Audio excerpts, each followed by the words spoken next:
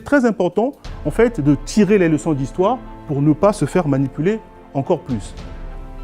Des fois, dans le feu de l'action, on ne se rend pas compte. Il faut faire juste un tour en arrière pour tirer les leçons. Qu'est-ce qu'on fait comme bêtise que les autres ont fait hier pour ne pas réaliser ce qui se passe aujourd'hui? Comment ça s'est passé? Laurent Gbagbo voulait s'attirer les bonnes grâces de la France.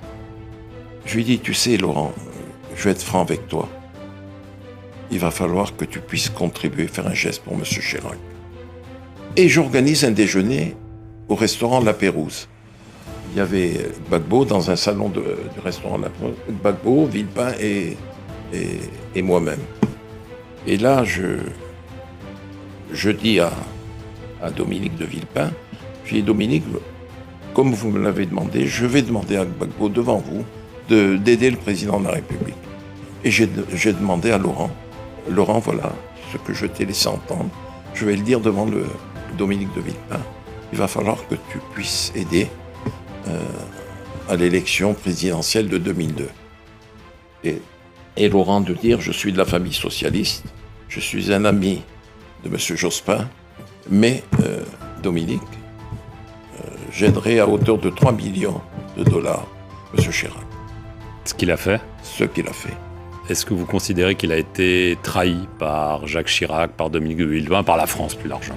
Monsieur Perelman, vous m'offrez l'opportunité de laver ma conscience. J'ai été l'acteur et le témoin de toutes les relations entre la France et la Côte d'Ivoire en ces heures troubles, difficiles.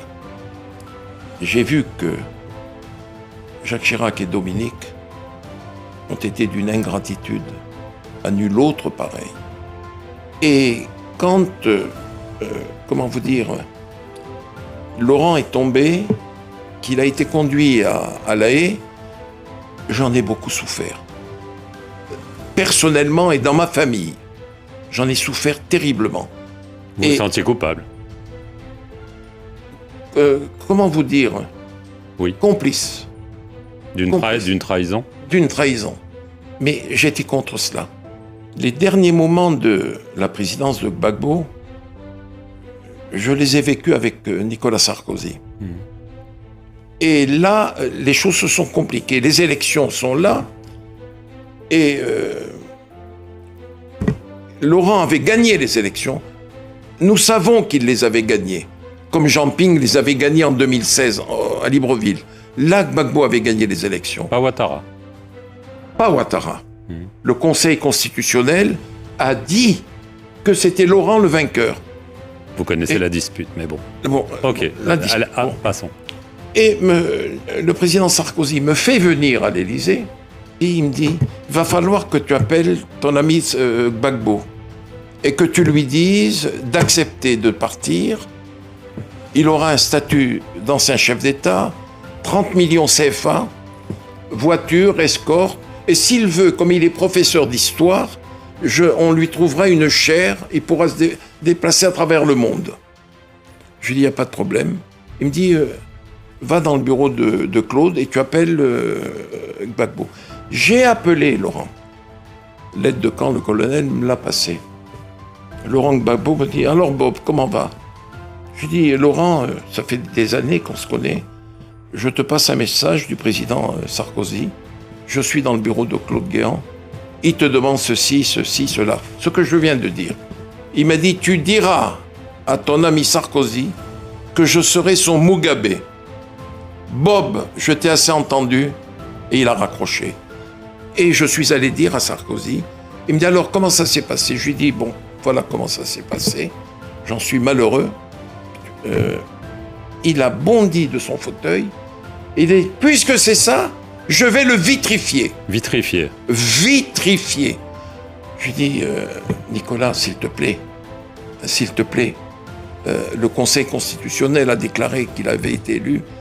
Il a dit, je vais le vitrifier, j'ai un mandat, et je vais le faire. Et le lendemain ou le surlendemain, Laurent était tombé, conduit à, comme nous l'avons vu et su, à La Haye. Au tournant des années 60, tout le monde sait, c'est-à-dire que l'Occident coloniale, les pays de Bandung, c'est-à-dire les Afro-Asiatiques, savent bien, chacun sait pour l'Occident ce qu'il faut faire, de ce qu'il ne faut pas faire pour ne pas perdre le contrôle des colonies, puisque les déclarations sont publiques. Pour les Africains et les Asiatiques, ils savaient aussi ce qu'il fallait faire, ce qu'il ne faut pas faire pour ne pas être recolonisés. Sauf que les Occidentaux, de ce fait-là, ont fourbi une stratégie qui consistait à détecter parmi les coloniaux qui se battaient, les colonisés qui se battaient, qui sont ceux qui sont porteurs de notre stratégie du retrait physique de la colonie, de l'administration directe.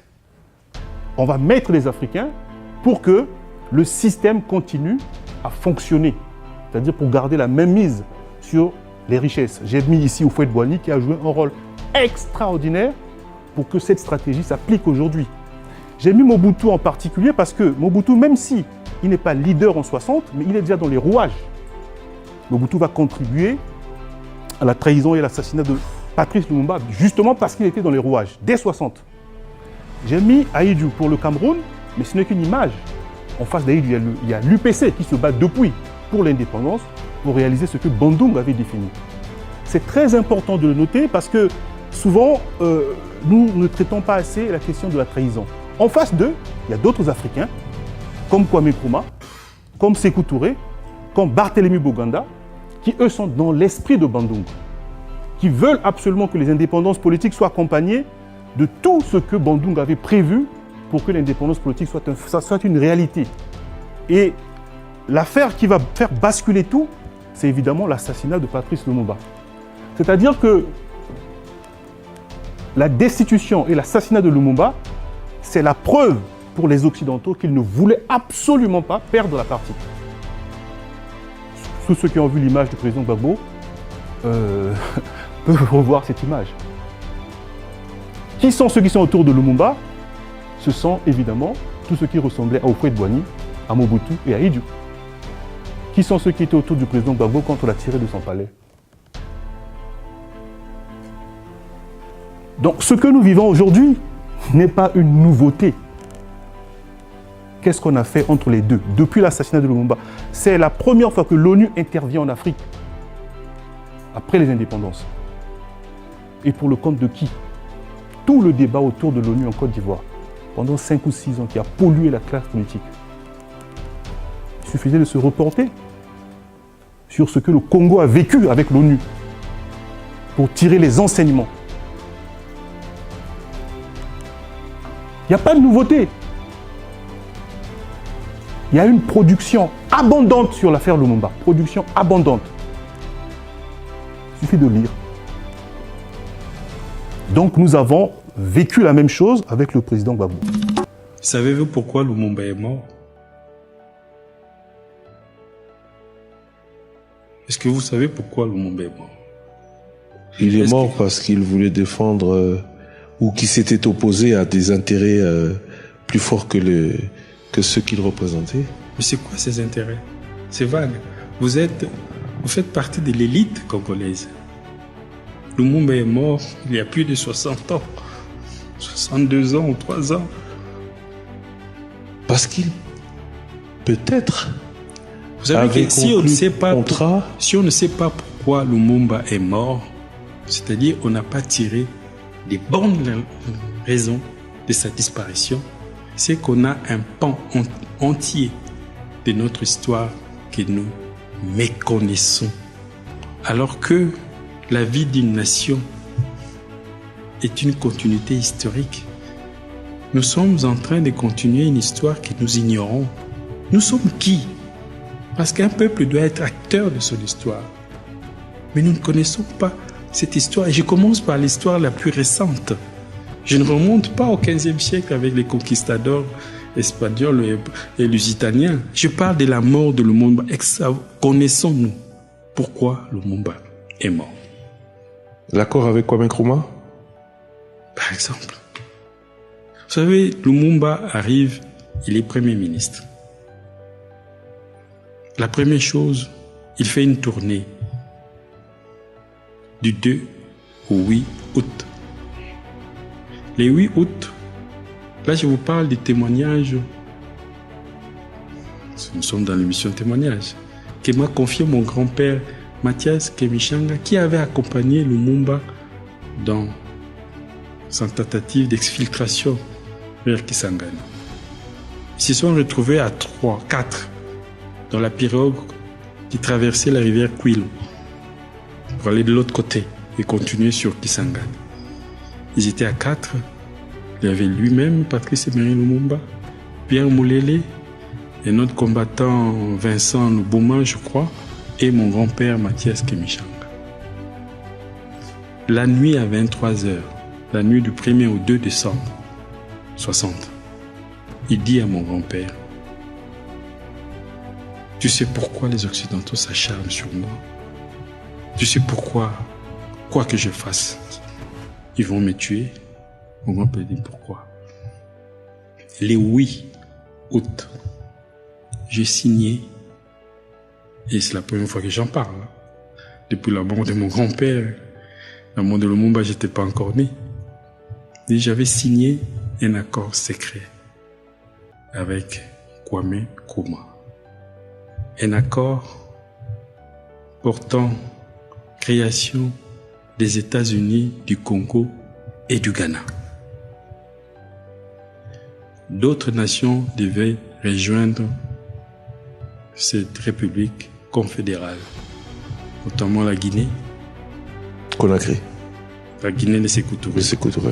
Les Mali de Modibo Keïta. Et avec Nasser, ils étaient en discussion pour élargir au niveau du Maghreb ces nouvel État confédéral. Jusque-là, je n'ai encore rien dit. Cet État aurait comme capitale Léopoldville, Kinshasa. L'armée, essentiellement ghanéenne, mais Kwame Nkrumah lui dit, depuis l'événement de Brownsville aux États-Unis, Texas, où une centaine de militaires noirs de l'armée américaine, militaires noirs de l'armée américaine qui ont été injustement dégradés et chassés de l'armée parce qu'un de leurs aurait tué un blanc à Texas. Il y a un mouvement que Marcus Garvey avait lancé, Back to Africa, Retour à Africa, et des militaires veulent rentrer en Afrique. Et ces militaires-là vont former les contingents des grands officiers de l'armée confédérale du Congo et du Ghana. C'est là où les ennuis de Lumumba commencent. C'est que cette république nouvelle, république fédérale nouvelle, pouvait avoir une armée forte, renforcée par des guerriers afro-américains. Alors que l'ossature de base était déjà l'armée ghanéenne qui était en place depuis 1956.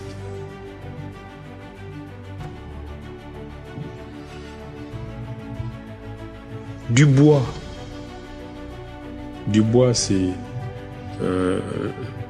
c'est un Afro-Américain qui était secrétaire général du premier congrès panafricain en 1900, mais qui fréquentait beaucoup Kwame Nkrumah.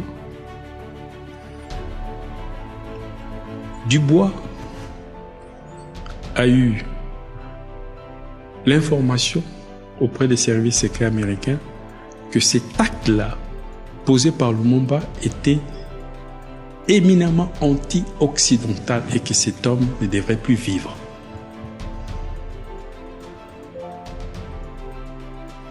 Donc nous devons aujourd'hui savoir si Lumumba est mort, c'est parce qu'il avait compris que la survie de la RDC dépendait de son insertion dans une république confédérale panafricaine et qu'il avait dit même à mon grand-père, si le Congo n'est pas la force motrice de cette république panafricaine, les Occidentaux vont revenir en 1885 s'acharner sur le Congo le dépecer et le détruire. Bienvenue sur Africa 1981, la chaîne d'information panafricaine qui raconte l'Afrique au monde et le monde à l'Afrique. Retrouvez toute l'actualité du continent, des décryptages pointus et des reportages immersifs. Africa 1981, l'Afrique comme vous ne l'avez jamais vue.